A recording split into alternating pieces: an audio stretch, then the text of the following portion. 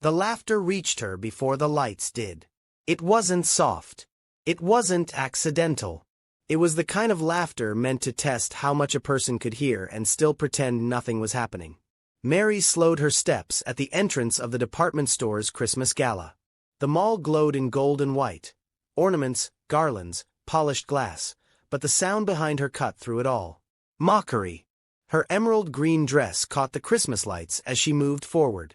Not flashy. Not bold. Just careful. The kind of green chosen on purpose, because it felt festive without demanding attention. She had saved for months to buy it. From a clearance rack. Ironed it twice that morning. Told herself it looked fine. Now it felt heavy against her skin. Two women in designer coats leaned toward each other, fingers half raised, whispering something in Korean before breaking into open laughter. Mary didn't understand the words. She understood the tone. Before she could steady herself, a third woman stepped closer. This one didn't whisper.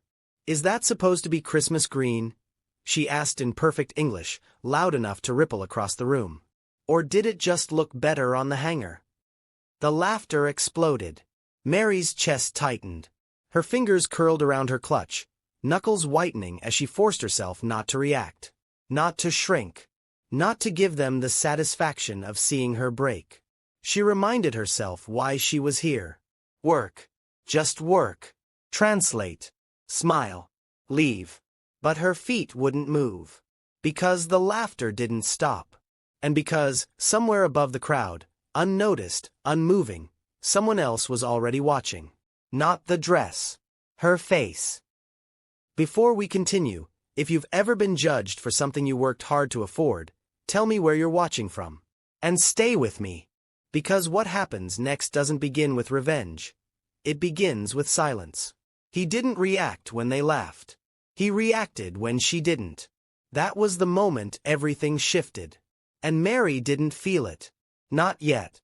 Mary didn't leave the mall right away. She should have. Every instinct told her to. But work has a way of dulling instincts. Especially when rent is due and dignity has already taken enough hits for one night. She adjusted the strap of her clutch and moved toward the registration desk, head high, shoulders squared, her emerald green dress catching glints of light as she walked. Behind her, the laughter faded. Not because it stopped. Because it had moved on. That was somehow worse. At the desk, a young coordinator barely looked up. "Name." "Mary," she said. Then steadied herself. "Translator. For the Hamilton Group." The woman scanned the list, frowned, scanned again. "You're early." Mary forced a small smile. "I was told to arrive before the clients." The coordinator hesitated, then nodded. "Fine. Wait near the bar. Someone will find you." "Wait." Mary thanked her and turned away, weaving through clusters of people who all seemed perfectly dressed, perfectly comfortable, perfectly at home. She felt like a guest who had wandered into the wrong version of someone else's life. As she reached the edge of the room, her phone vibrated. A message from her mother.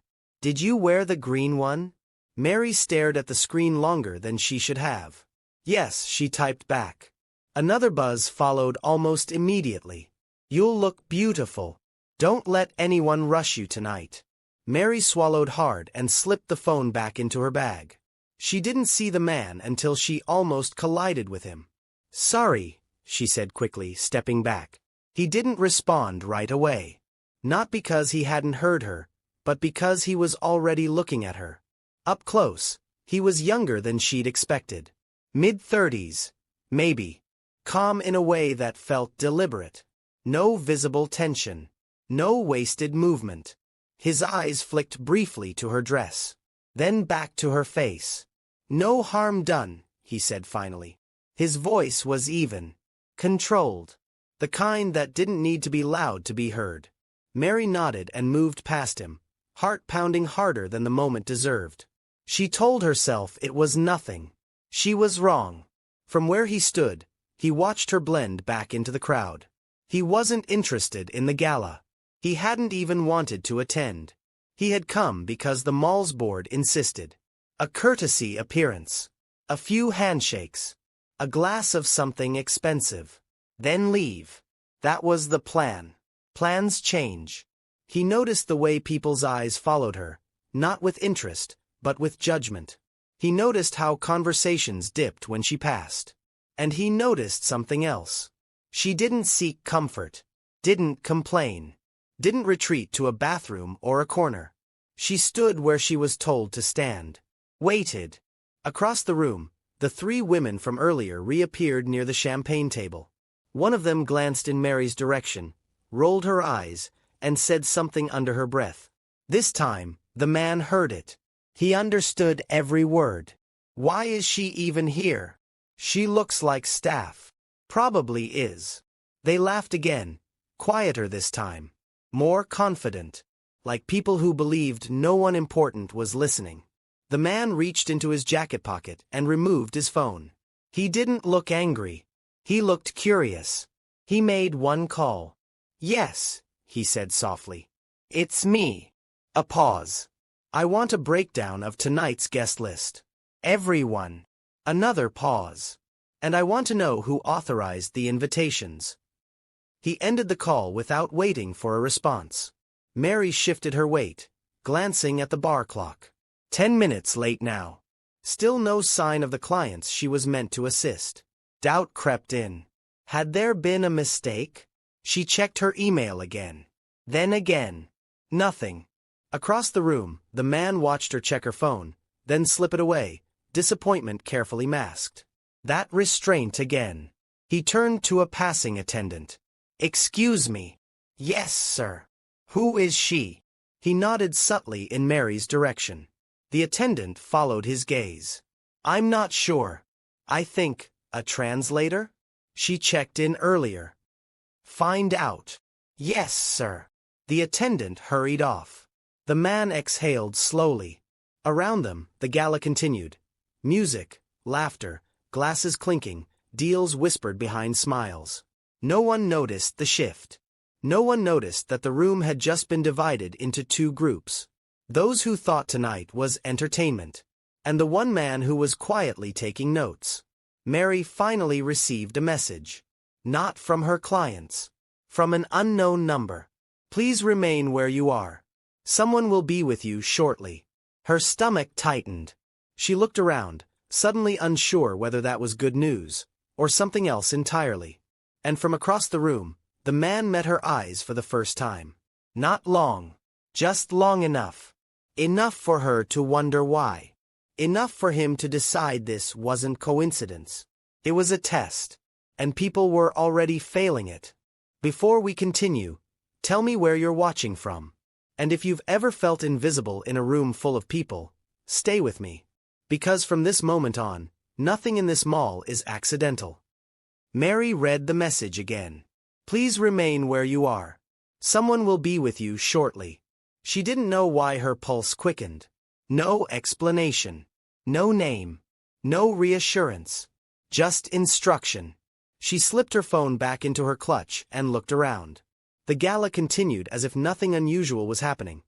Laughter rising and falling, servers gliding between guests, the orchestra shifting into a softer melody. But Mary felt it.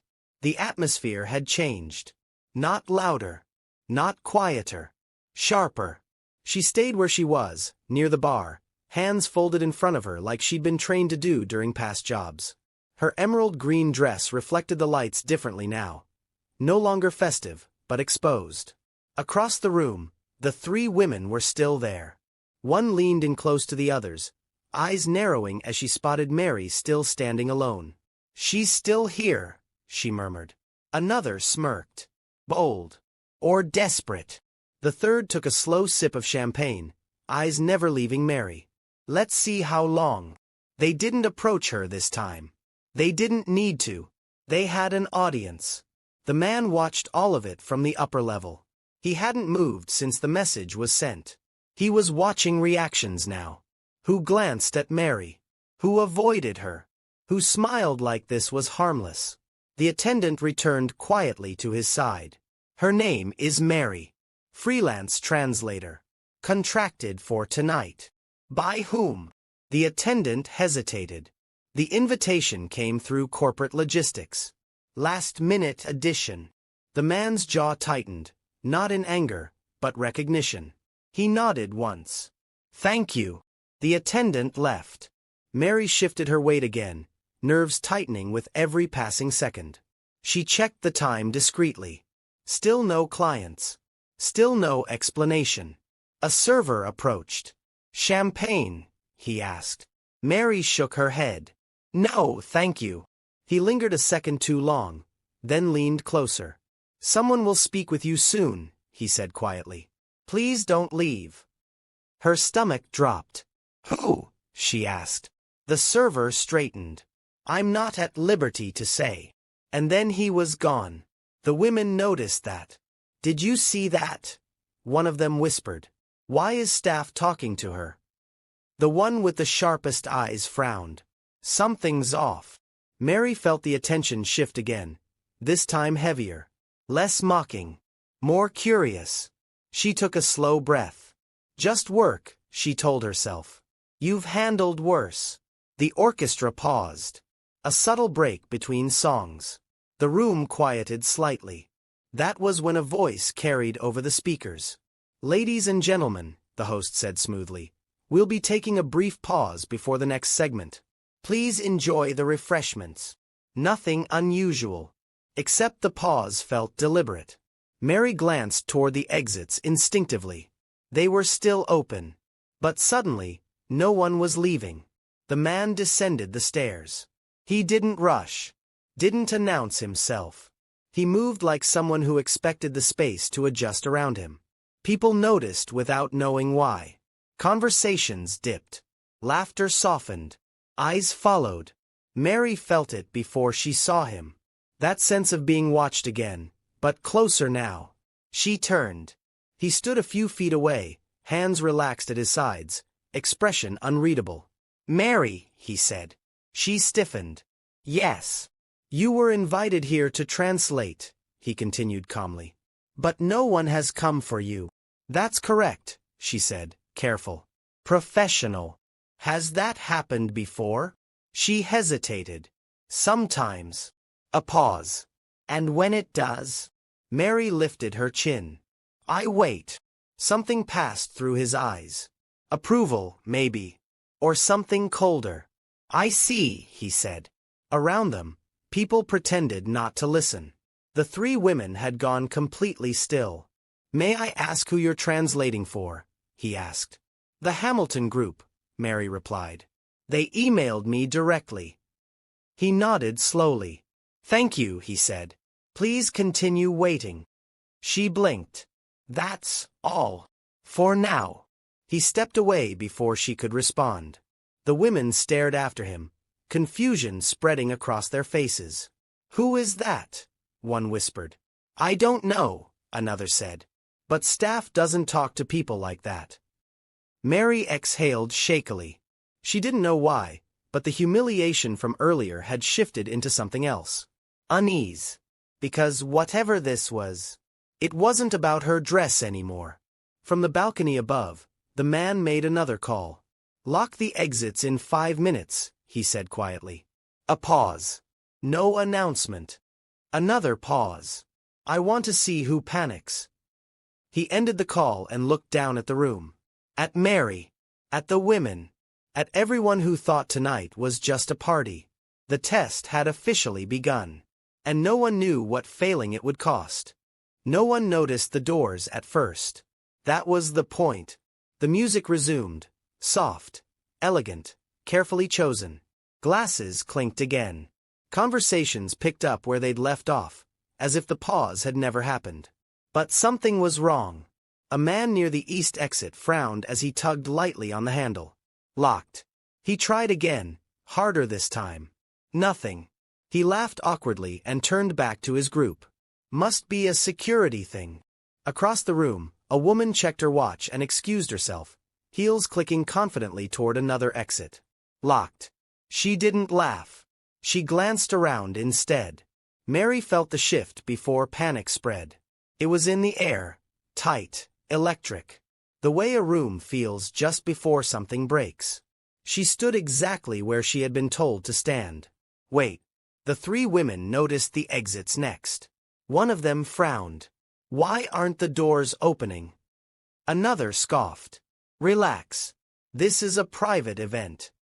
But the third, the one with the sharp eyes, was already scanning the room. She saw the guards. More of them now. Positioned near doors. Near stairwells. Her smile vanished. Mary's phone vibrated. Another unknown number. Remain calm. This will only take a moment. Her throat tightened. She didn't reply. From the upper level, the man watched reactions bloom like ink in water. Confusion first. Then irritation. Then fear. He wasn't interested in the loud ones yet. He watched who blamed staff. Who blamed security. Who blamed no one, and simply waited. He noticed Mary hadn't moved. That mattered. The host returned to the microphone, his voice smooth but strained. Ladies and gentlemen, please don't be alarmed. We're experiencing a brief security protocol. This will be resolved shortly. The lie sat badly in the room. Someone laughed nervously. Someone else raised their voice. This is ridiculous, a man snapped. Do you know who I am? The guards didn't respond. That was when the first crack appeared. One of the three women, tall, blonde, impatient, stepped forward. Open the doors. I need to leave. The guard met her eyes. Please remain where you are. Excuse me. The guard didn't repeat himself. She scoffed loudly, drawing attention. Unbelievable. This is what happens when they let just anyone in. Her eyes flicked briefly, instinctively, toward Mary. The room went quiet. Not silent. Quiet enough. The man descended the stairs again. This time, people parted without realizing they were doing it. He stopped near the center of the room. Didn't take the microphone. Didn't raise his voice. Good evening, he said. The sound carried anyway. My apologies for the inconvenience. The blonde woman crossed her arms. Who are you supposed to be? He looked at her. Not dismissively. Not angrily. Just thoroughly. I'm the reason the doors are locked, he said. A ripple moved through the room. Mary felt her pulse in her ears. The man turned slightly, his gaze sweeping the crowd. This evening, he continued, was meant to celebrate generosity, achievement, progress. He paused. Instead, it revealed something else. People shifted uncomfortably. No one spoke. He looked toward the women by the champagne table. Then, briefly, toward Mary. Some of you, he said calmly, treated tonight like a stage. Another pause. A place where cruelty felt harmless. The blonde woman laughed sharply. This is insane. He didn't respond to her. He addressed the room. I wanted to see who believed status excused behavior. The air felt thinner. And who believed silence meant consent. Mary's hands trembled slightly at her sides. The man turned back to the women. You, he said, indicating them without pointing, laughed at someone who had done nothing but exist in a space you thought belonged to you. That's not. One of them started. He raised a hand. She stopped. You assumed no one important would notice. He nodded once. That assumption was incorrect. A murmur spread. Who is he? Why is he doing this? What does he want? The man answered without being asked. This mall, he said, is privately owned. People leaned in. And tonight, its ownership is changing. The blonde woman's face drained of color. What does that mean? He looked at her. It means, he said evenly, that every contract tied to this property is under review. A beat. Effective immediately. The room erupted. Shouts. Protests. Demands. Mary stood frozen, heart racing. This wasn't about humiliation anymore. This was about power. And consequences. The man's gaze returned to Mary one last time. You may leave, he said softly. Her breath caught. Me.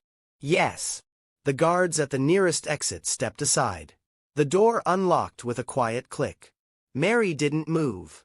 Not because she didn't want to, but because she didn't understand why. As she hesitated, the blonde woman turned sharply toward her, eyes burning. "This is your fault." Mary flinched. The man's voice cut through the room. "No," he said. "It's yours." And in that moment, everyone understood. This wasn't a party gone wrong. It was a reckoning. After the doors closed, Mary stepped through the open doors slowly. Not because she feared they would close again, but because her body hadn't caught up with what had just happened. The night air outside the mall was cold, sharp, unforgiving. It cut through the artificial warmth she'd been standing in for hours. Behind her, the doors shut with a soft, final sound. Inside, voices erupted. Anger, panic, names shouted like shields. Mary stood still on the pavement, emerald green fabric stirring slightly as she inhaled. Her chest rose and fell unevenly. She should have felt victorious. She didn't. A black sedan pulled up to the curb and stopped smoothly, as if it had been waiting. The rear door opened. "Mary," the man said from inside. She looked at him, uncertainty flickering across her face. Not fear, something heavier. "I won't force you," he added calmly. "But I think you deserve context." That word, deserve, made her pause. She stepped inside. The door closed. Silence wrapped around them as the car began to move. "I should apologize," he said after a moment. Mary's fingers tightened around her clutch. "For what?" "For letting it continue," he replied. "I could have stopped them earlier." She studied him carefully now. "You didn't," she said. "No. Why?" He didn't answer immediately. "When people believe they're unseen," he said slowly, "they reveal themselves." Mary frowned. "And what was I revealing?" He met her gaze. Restraint. The word landed differently than sympathy would have. "My name is Jae-hoon Park," he continued. "And tonight, I took full ownership of that property." Mary exhaled quietly. "So it's true." "Yes." She shook her head once. "That kind of power, it scares people." "It should," he replied. "It scares me too." The car slowed at a red light. "Those women," Mary said quietly. "What happens to them?" Jae-hoon didn't soften his voice. "Nothing illegal," he said. "But nothing protected either." She understood. Silence followed again, thicker this time. Not awkward. Watchful. When the car stopped in front of her building, she reached for the handle. "Mary," he said. She turned. "You did nothing wrong tonight." She nodded once. "I know." And for the first time that evening, she believed it. She stepped out into the night, the door closing behind her without ceremony. From her window later, she watched the city lights blur together. Her phone buzzed non-stop. Messages she didn't answer. She sat on the edge of her bed, emerald green dress folded carefully beside her. Not hidden. Not discarded. But she didn't put it away either. The next morning, the fallout began. Not loudly, but everywhere. Articles appeared without names attached. Sponsors quietly withdrew. Invitations were rescinded. Inside the mall, offices emptied. The three women were escorted out separately. No shouting this time, no laughter. Phones pressed to their ears. Faces tight with disbelief. No cameras followed them. That absence felt intentional. Mary woke to an email marked urgent. Then another. Then another. She opened only one. A long-term translation contract. Fair pay. Clear boundaries. Respect written plainly. No ambiguity. She stared at the screen for a long time. Then she closed the laptop. She didn't accept it. Not yet. Across the city, Jae-hoon Park stood alone inside the mall as decorations were removed. Gold ribbons dropped into bins. Christmas dismantled piece by piece. "You could have handled this quietly," his assistant said carefully. "There will be backlash." Jae-hoon nodded. "There already is. Do you regret it?" He looked out over the empty floor. No, he said. But regret isn't the right word. What is? Responsibility. Mary finally replied that evening. Not with an acceptance, but with conditions. Clear ones. Weeks later, she returned to the mall. Not for work. Not for apology. Just to walk through it. People moved differently now. Slower. More aware. No one laughed. As she passed a storefront, she caught her reflection in the glass. Emerald green replaced by simple black. She didn't smile. Because something still felt unfinished. And somewhere above, unseen, Jae-hoon Park watched the crowd move through the space he owned. Aware that buying the mall had changed the room. But not yet convinced it had changed the system. Before we continue, tell me where you're watching from. And if you've ever wondered whether one moment can really change a system, stay with me. This is where the answer becomes uncomfortable. Mary didn't respond to the contract right away. Days passed. Then a week. The email remained open in her inbox like a question she wasn't ready to answer. She went back to her routine, early mornings, small jobs, careful spending. Nothing had changed on the surface. But everything felt different underneath, like the world had shifted half an inch and never settled back. She kept thinking about the mall. Not the laughter. Not even the humiliation. The silence afterward. The way people had looked away before anyone important noticed. The way they had frozen once someone did. One evening, her phone rang. An unfamiliar number. She almost ignored it. "Mary," a familiar voice said when she answered. "Come." Controlled. "Yes. It's Jae-hoon Park." She closed her eyes briefly. "I thought you wouldn't call. I wasn't sure you wanted me to." A pause. "I read your conditions," he continued. "All of them." "And?" she asked. "And I agreed." That made her inhale sharply. "Every clause?" she asked. "Yes." "No informal favors?" "None." "No silence clauses?" "Removed." "No expectation of gratitude?" Another pause. Shorter this time. "Especially that." They met 2 days later. Not at the mall. Not at an office. At a small cafe halfway between their lives. No guards. No spectacle. Just two people sitting across from each other. Steam rising from untouched cups. "I didn't want the job because of what you did," Mary said carefully. "I know," Jae-hoon replied. "I wanted it because of what you allowed me to say afterward." He nodded. "And you did." She studied him for a moment. Buying the mall didn't fix everything. "No," he agreed. "It only made things visible. That's not enough." "I know." That answer surprised her. "So why do it?" she asked. "Because silence was cheaper," he said. "And I'd paid that price too many times." Mary thought of the night again. The laughter. The waiting. The door opening. "I'll take the contract," she said finally. "But not as a favor." "Of course not. And if I see the same thing happening again, anywhere you have influence, I won't stay quiet." He didn't smile. "Neither will I," he said. The work began quietly. No announcements. No headlines. Policies changed. Staff trained. Reporting lines created and enforced. Not perfect, but present. Weeks later, Mary stood once more inside the mall. This time for work. She wore no emerald green. No black. Just herself. People passed her without staring. Without whispering. Without laughter. A small thing. A rare thing. From above, Jae-hoon watched the crowd move through the space. Not proud. Just aware. Because power hadn't saved anyone that night. But it had done something more difficult. It had listened. And Mary, walking through the crowd, understood something she hadn't before. The moment didn't change because someone powerful acted. It changed because silence didn't survive the spotlight. And that kind of change only lasts if someone keeps watching. If this story stayed with you, tell me where you're watching from. And here's the question I'll leave you with.